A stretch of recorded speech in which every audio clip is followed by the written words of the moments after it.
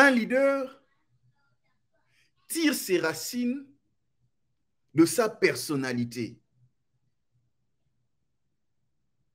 Vous pensez que c'est impossible de donner un social au peuple congolais malgré la guerre à l'Est?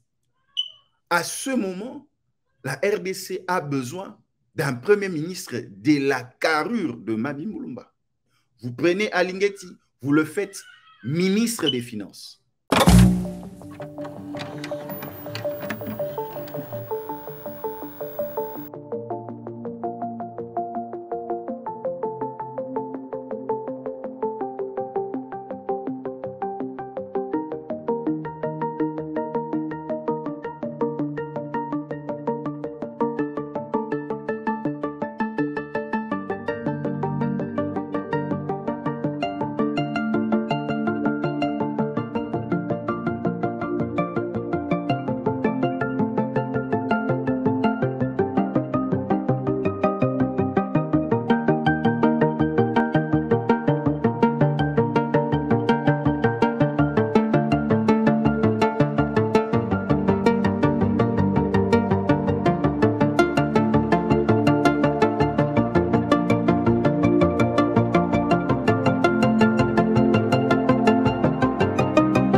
Comment assurer le social pour les Congolais? Une très bonne question nous a été posée en commentaire de notre vidéo sur le social, l'impact du social dans une nation, par M. Toumba en commentaire dans la dernière vidéo que nous avons présentée. Je vais essayer de le paraphraser. Nous allons essayer de le paraphraser. Comment mettre en œuvre le social pour les jeunes en République démocratique du Congo, tout en faisant face à plusieurs contraintes telles que les instabilités politiques ainsi que la guerre d'agression à l'est de la RDC. Très cher Emmanuel Toumba, nous allons ajouter d'autres contraintes que peut-être vous avez oubliées. Il y a la santé, problèmes sanitaires, il y a le défi de l'emploi, il y a la crise économique, il y a l'effondrement des marchés de minerais, et il y a la crise économique mondiale et même financière. Donc, toute cette sommation de défis fait que, d'une certaine manière, vous avez raison de prétendre qu'il est impossible, selon vos idées, que le gouvernement actuel congolais puisse mettre en place un social pour les Congolais en général et les jeunes en particulier. Emmanuel Toumba, avec ceux qui nous suivent, permettez-nous de pouvoir échanger. La réponse à votre question est dans deux concepts. Le premier, le leadership, et le second, la zone de confort. Nous allons commencer avec le second concept.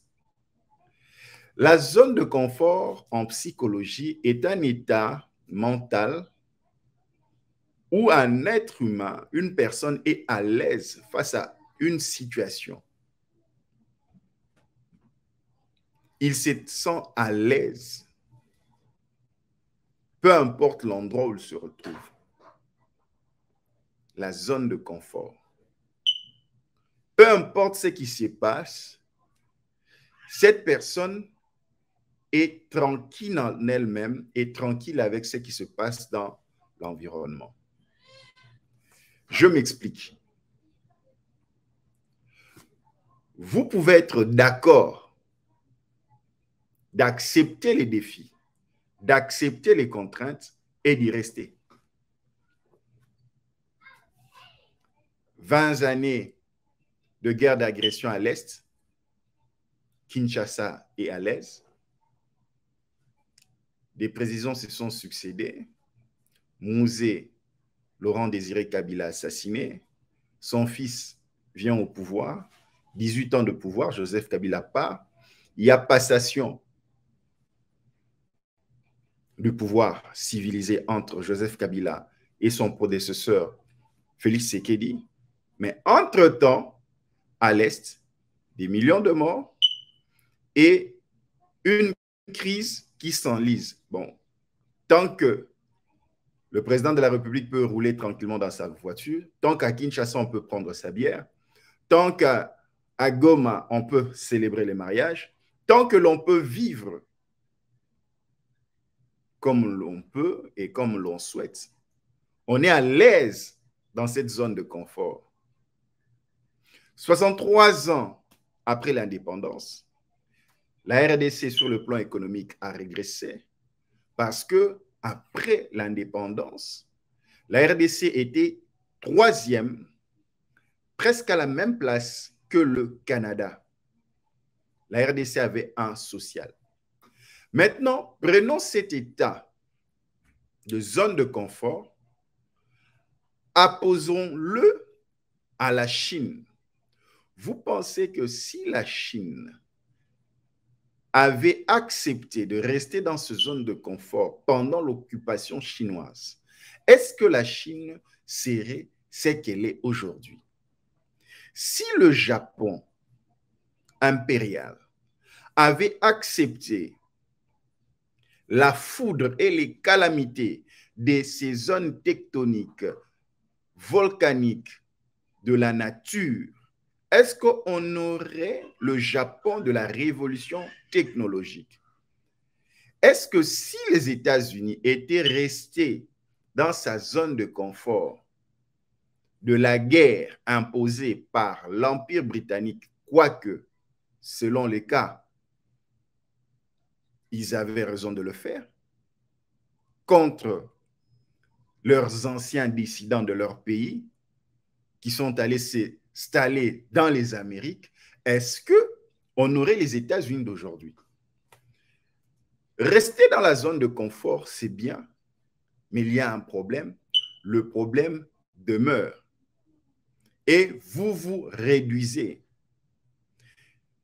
Lorsque l'on reste dans la zone de confort, il n'y a pas d'innovation technologique, il n'y a pas d'innovation en santé, il n'y a pas d'innovation dans le domaine de l'entreprise.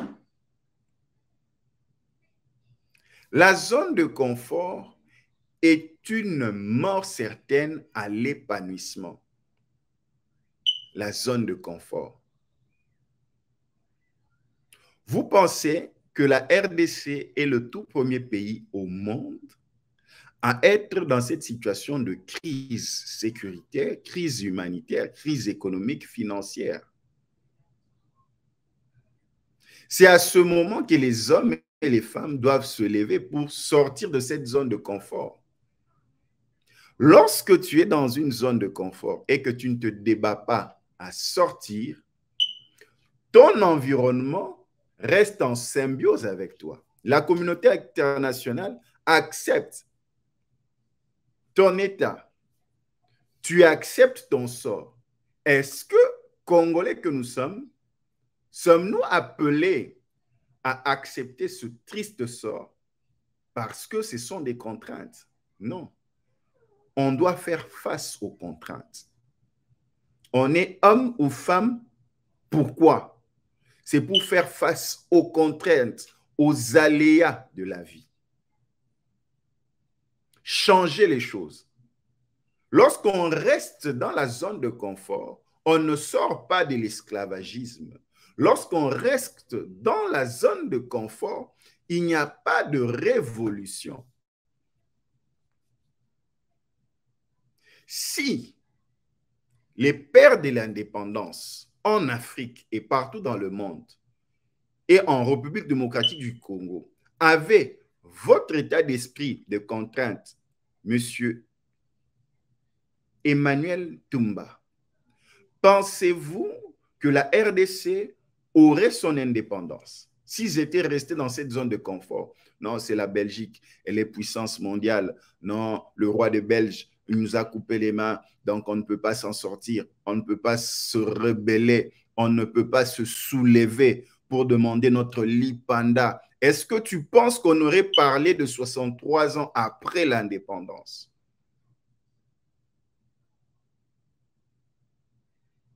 Il n'y a pas de mouvement sans déplacement. Pour sortir de la zone de confort où toutes les choses sont à vous faire régresser, à vous faire déshumaniser, à vous faire perdre la face, à rester en arrière, à ne pas progresser. Si tu restes dans ta zone de confort, tu ne seras jamais chef d'entreprise. Si tu restes dans ta zone de confort, tu ne termineras jamais les études. Si tu restes dans ta zone de confort, tu ne pourras pas te marier. Si tu restes dans ta zone de confort, tu n'auras pas d'enfants. Si tu restes dans ta zone de confort, tu n'auras jamais de véhicule. Si tu restes dans ta zone de confort, tu n'auras pas de maison à construire. Et alors pour une nation, si les gouvernants ne devaient que jurer qu'il y a la crise, il y a la guerre, on ne peut pas donner un social à la population, nous nous contentons juste de cette zone de confort, le président est nommé, il y a un premier ministre, il y a un gouvernement, ainsi de suite. Mais tu ne sais pas que dans cette zone de confort qui est inconfortable pour vous les jeunes, pour vous les parents, pour vous la société civile, pour vous les militaires, il y a ceux qui tirent gain de cause de cette zone de confort. La preuve, il y a des gens qui sont en train de passer dans les médias matin, midi, soir pour vous dire de leur voter. Votez-moi, votez-moi. Et moi, je dis, ne les votez pas. Parce qu'ils bénéficient de votre statu quo qui est cette zone de confort. Il y a la crise économique, ainsi de suite, mais il y aura un président qui sera voté en décembre 2023. Il y aura des députés qui seront élus, qui auront de Jeep. La situation financière de leur famille vont évoluer. Ils auront de la graisse. Ils auront une belle teinture. Ils pourront envoyer leurs enfants étudier là où nous sommes aujourd'hui. Il n'y a que le peuple qui en pâtit. Quand nous prenons le second concept qui était le premier dans l'ordre de notre analyse, il y a le leadership, le leader. Un leader est celui qui sait sortir de la zone de confort pour aller trouver des solutions dans les défis. N'est pas leader qui veut, est leader qui peut. On ne décrète pas le leadership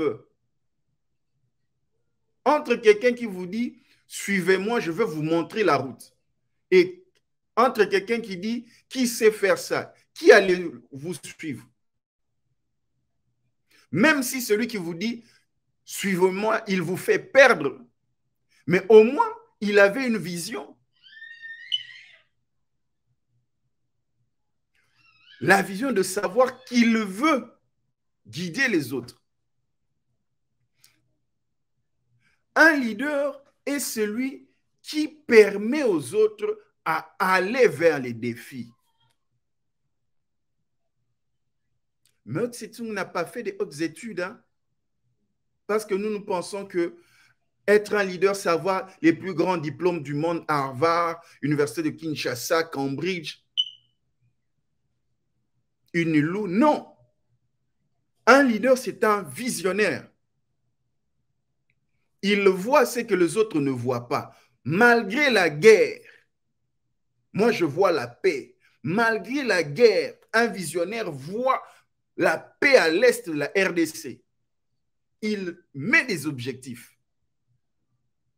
Un leader est quelqu'un qui donne des objectifs. Aujourd'hui, même dans les églises, il y a des thèmes d'année. Non, cette année, c'est victoire, de gloire en gloire. Donc, toute cette année, votre vision, c'est de prier par rapport de gloire en gloire. Chaque entreprise, notre target cette année, c'est vendre 10 000 téléphones. 10 000 téléphones, c'est l'objectif. Et tous ceux qui sont autour du leader sont en train de faire les efforts pour atteindre cet objectif.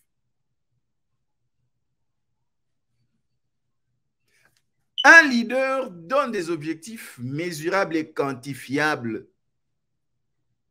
Des objectifs vérifiables. Un leader travaille à partir de ce qu'il a, non à partir de ce qu'il n'a pas. De Bill Gates à Apple, à Microsoft, Bezos, Mandela, Bill Clinton, Obama, Lumumba, Kasavubu, et j'en passe. Ce sont des hommes qui ont vu des choses que les autres n'ont pas vues. Et ils ont demandé les autres à leur suivre.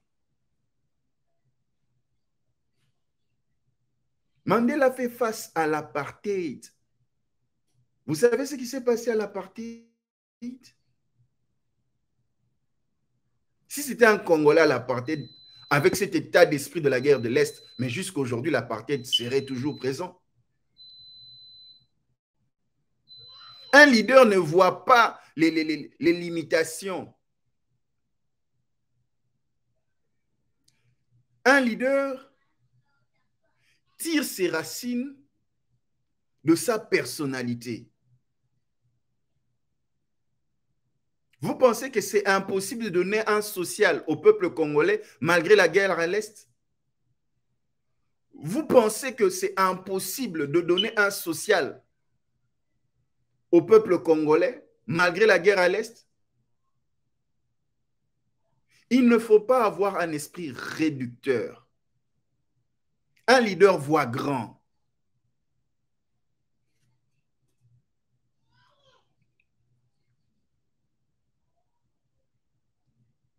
Emmanuel Toumba, avec tout le respect, vous avez fait allusion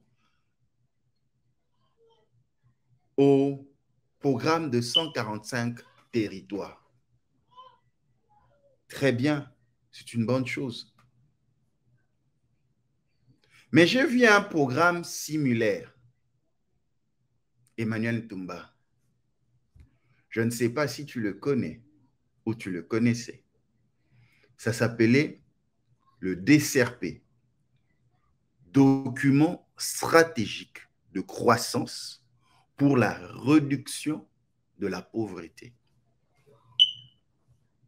De la même manière, le programme de 145 territoires qui demanderait à peu près 1,66 milliard,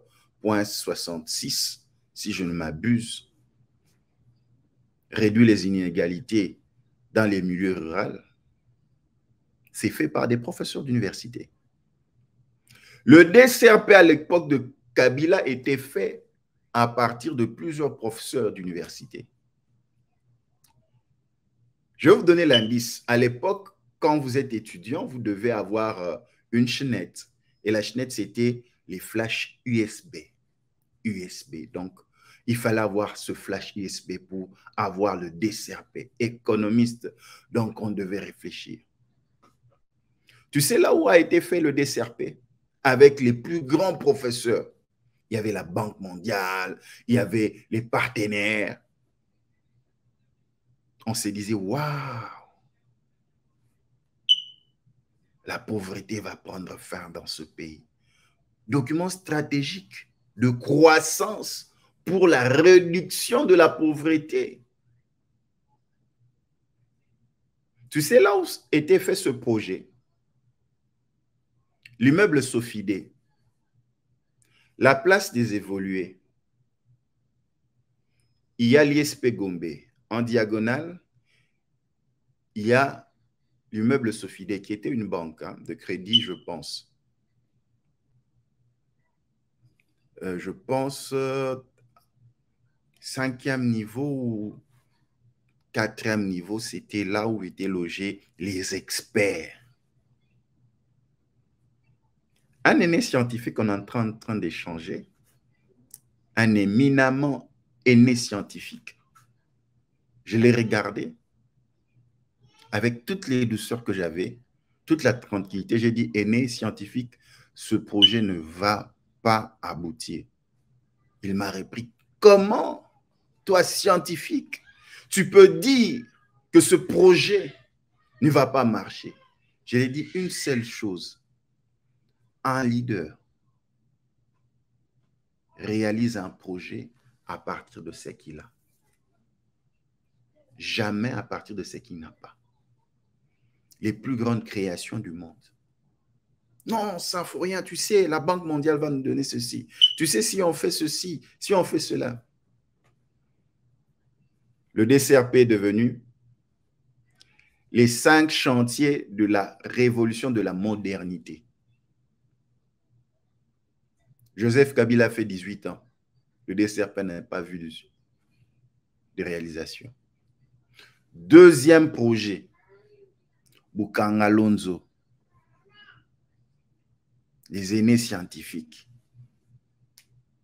auprès des politiques. Bukanga Lonzo, plus de pénurie. On va inonder les marchés. L'autosuffisance alimentaire. Aujourd'hui, c'est un procès. Hein. Depuis le départ, je leur ai dit,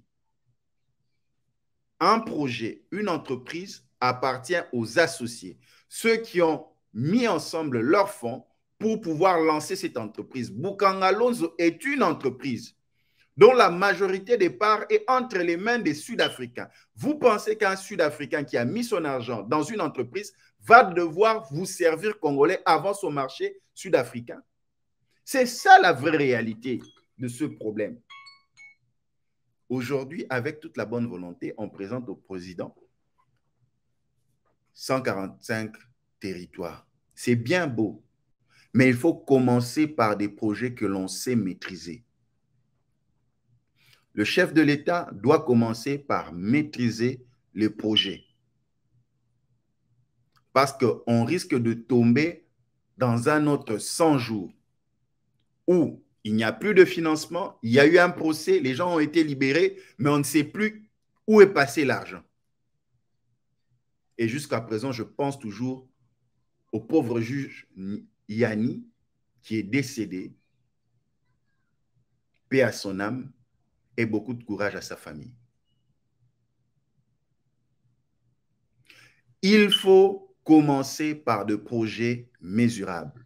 Et la base de tout projet de développement, c'est la production. Que produisons-nous pour pouvoir prétendre à ce qu'on a comme politique?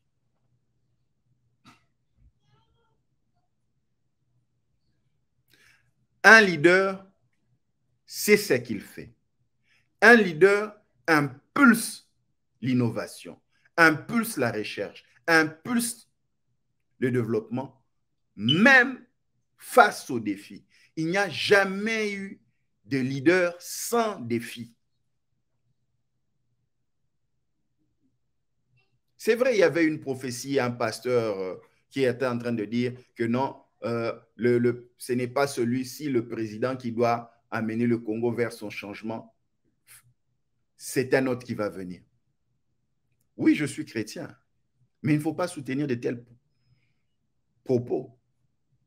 Quelle est la prophétie qui a permis à Mao Tse-tung d'amener la Chine sur les rails? Quelle est cette prophétie qui a fait des États-Unis ce qu'elle est aujourd'hui? Un leader se donne des objectifs. Un leader ne voit pas le temps. Le temps ne limite pas. Que Joseph Kabila ait eu 18 ans, que Mobutu ait eu 32 ans. Félix Tshisekedi est capable, avec la volonté, la détermination, de faire ce qu'ils n'ont pas fait en 4 ans s'il se donne la détermination d'un leader. Un leader sait s'entourer. C'est vrai, il y a la crise économique partout dans le monde, la crise internationale. On ressort de la COVID. Mais un vrai leader ira au-delà de la politique. des alliances politiques. À ce moment, la RDC a besoin d'un premier ministre de la carrure de Mabi Mulumba. Vous prenez Mabi Mulumba, vous le mettez premier ministre. Pacte politique, alliance politique, rien à voir. Le leader veut atteindre ses objectifs. Mabi Mulumba, avec tout le respect, premier ministre. Alingeti, tout en train de parler, non, on a détourné. Vous prenez Alingeti, vous le faites ministre des Finances. Et vous prenez toutes les intelligences qui ont une probité dans le travail, qui ont du concret dans le travail, vous le mettez de travail. C'est ça un leader. Emmanuel Toumba, avec tout le respect que nous vous devons, malgré tous les défis que vous avez énumérés, il est possible de donner un social au peuple congolais. Si vous n'en êtes pas capable, malgré les contraintes, il y a d'autres personnes que vous pouvez mettre avec ces mêmes contraintes, faire des exploits. Que Dieu vous bénisse.